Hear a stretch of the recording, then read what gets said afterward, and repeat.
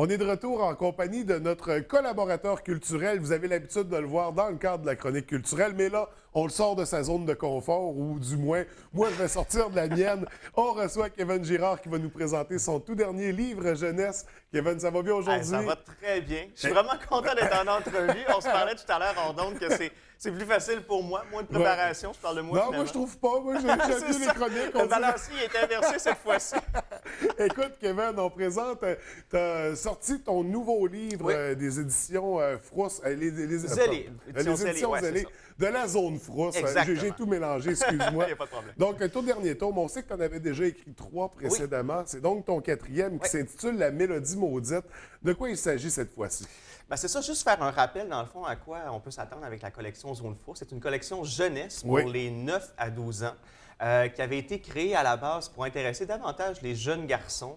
On sait que les histoires d'épouvante, habituellement, ça va plus les toucher que les histoires d'amour, par exemple. Ben, je me souviens, moi, quand j'étais jeune, on a commencé à lire avec des frissons, des chairs de poule. Chairs de poule, c'est extraordinaire, ça. Ben, c'est ça, puis il n'y avait pas d'équivalent nécessairement québécois. Bon, il y avait Richard Petit qui faisait les passe-parts, mais c'est des livres J'avais Denis Côté, moi, que j'aimais beaucoup quand j'étais jeune.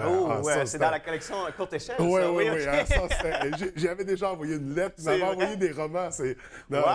J'ai commencé... C'était un lecteur parfait. Parce que moi, je suis un grand mordu de littérature, là, puis j'ai commencé réellement avec la littérature d'épouvante jeunesse. Là.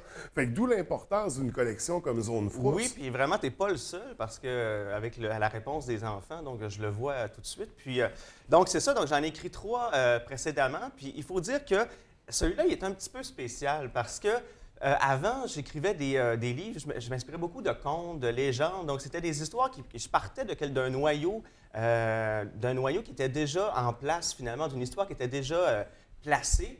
Et cette fois-ci, je me suis donné le défi vraiment de partir à zéro. Alors, j'ai des petites inspirations ici et là, mais je veux dire, j'ai pas de cadre aussi précis que, par exemple, la légende du diable, le beau danseur pour le bal du diable que j'ai écrit. Où tu t'es donné carte blanche. Vraiment. Et puis, ça donne quelque chose d'assez rocambolesque, je peux dire. Je l'appelle mon bizarroïde, mon horreur bizarroïde, donc la Mélodie maudite. Qu'est-ce que ça raconte? En fait, c'est la grande chanteuse Mélodie qui est en ville pour tourner son nouveau vidéoclip. Et Jordan et Zoé vont avoir en tête d'aller voir donc le tournage de ce vidéoclip-là parce que, bon, c'est ouvert au public. On peut aller voir la prestation live de cette mélodie. En fouillant dans le lieu de tournage, en allant dans des recoins secrets sombres où ils n'ont pas le droit d'aller, Jordan se fait enlever. On n'a plus de nouvelles de Zoé et Jordan va découvrir un laboratoire secret qui sert les dessins machiavéliques de la mélodie en question.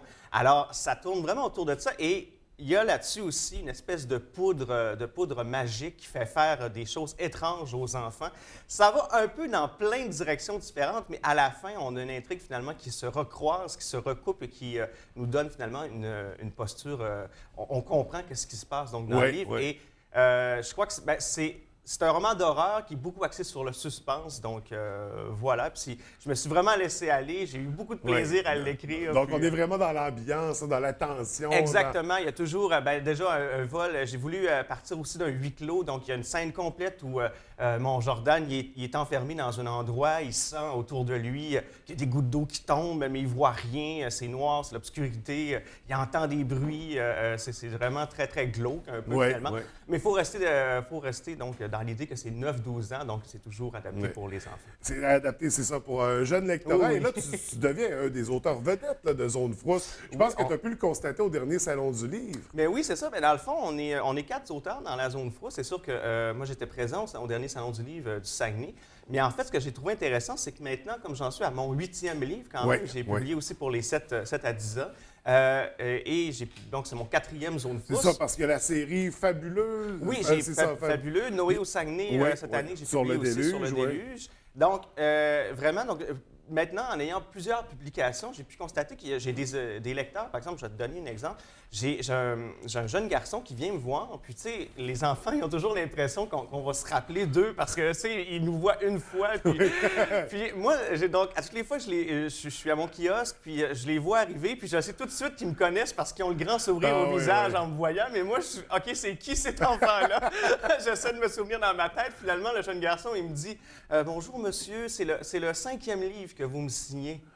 Puis là, moi, je viens une boule d'émotion qui me monte parce que le petit garçon, c'est un petit garçon donc, qui venait année après année. Et puis là, je me suis rappelé quand tu m'as dit son nom, il s'appelait Kevin, puis on faisait des gags finalement parce qu'il écrit en plus son nom de la même façon que moi. Donc, mais je me suis rappelé que j'avais un petit jeu que je jouais avec lui, donc on faisait des gags sur son nom. Mais c'est ça, donc de savoir qu'une personne vient une 5e fois. J'ai une petite fille qui est venue une journée où j'étais pas là au Salon du Livre.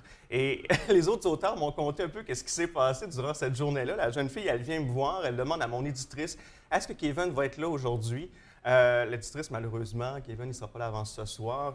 Elle a parti à pleurer, mais vraiment à faire à pleurer très, très, très, très fort dans le Salon du Livre. Les autres auteurs étaient un petit peu secoués de voir la jeune fille comme ça en pleurs. Et puis, mais j'ai pu lui réécrire un petit message pour la remercier et tout ça. Mais écoute, on a peut-être de futurs auteurs qui vont se lancer dans l'aventure grâce à toi. Bien ça, mais moi, ça me touche vraiment beaucoup. Ben oui. Puis, là, j'ai rencontré des maternelles aussi dans le cadre du Salon du Livre, dans le cadre de la tournée. J'ai rencontré des maternelles, puis je me suis mis à penser, c'est peut-être moi la première personne avec qui ils vont avoir un contact avec la littérature. C'est peut-être moi le premier qui va leur parler de livres.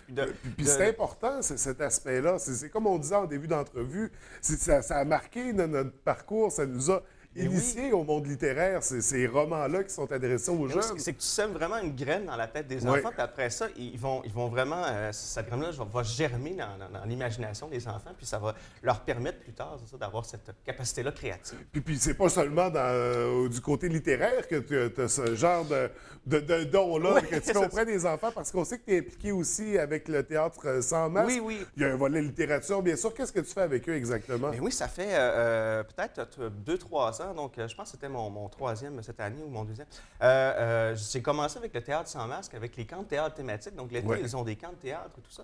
Puis, je donnais quelques ateliers d'éveil aussi, d'initiation au théâtre avec quelques groupes. Puis, cette année, donc, Dario me fait confiance pour donner les ateliers réguliers la fin de semaine. J'ai le théâtre La Rubrique qui m'a appelé aussi pour faire les ateliers du samedi et même les ateliers avec les adultes aussi le mardi. Et maintenant aussi, je fais des ateliers dans les écoles. Donc, il y a des écoles qui appellent le théâtre sans masque, qui ont besoin d'un formateur et tout ça. Et puis moi, je me prépare et je vais dans leur classe. Donc, en ce moment, tu vois, j'ai une école où j'ai 3 groupes de 6e année. Complet. Donc, je travaille avec tous ces groupes-là. Et puis moi, j'ai une façon particulière de travailler avec un groupe complet, c'est que je veux que tout le monde joue. Je veux que tout le monde soit sur la scène, tout le monde fasse une action, tout le monde se sente impliqué dans le projet. Parce qu'il faut dire que toi, tu as été formé à la fabuleuse histoire d'un royaume. Oui, puis j'ai déjà une formation aussi au cégep en théâtre. Oui. J'étais déjà impliqué en théâtre depuis quand même, mon adolescence, finalement. J'ai joué depuis que je suis petit. C'est ça, donc avec mes groupes dans les écoles, donc, je leur permets à tout le monde de jouer. Puis là, ce qui est fun, c'est que moi, ça me permet aussi d'écrire des pièces. Donc, je me base aussi sur mes romans. J'avais écrit une adaptation de Noé au Saguenay sur scène pour des 2e années l'année passée. Et là, cette année, je me sers de toutes mes zones frousse pour faire une espèce de camp de vacances où tout le monde se raconte des histoires de peur, puis on joue les histoires qui vont se raconter à travers donc, les légendes. Et moi, ça me donne un contact qui est vraiment privilégié avec les enfants parce que je les vois jouer, je les vois être super créatifs, ils sont super impliqués, ils sont quelqu'un d'autre, c'est super le fun à voir. Puis ton implication, ton lien, c'est ça avec l'enfance, l'éducation, ça va même au-delà de tout ça. Tu vas rédiger, dit-on, une dictée. Oui! C'est quoi ce projet-là exactement? Oui, c'est ça. En fait, c'est ça. Donc, j'avais des collègues. Donc, j'ai étudié en enseignement à l'UQAC. J'ai fait mon bac en enseignement. Je suis maintenant à la maîtrise en littérature.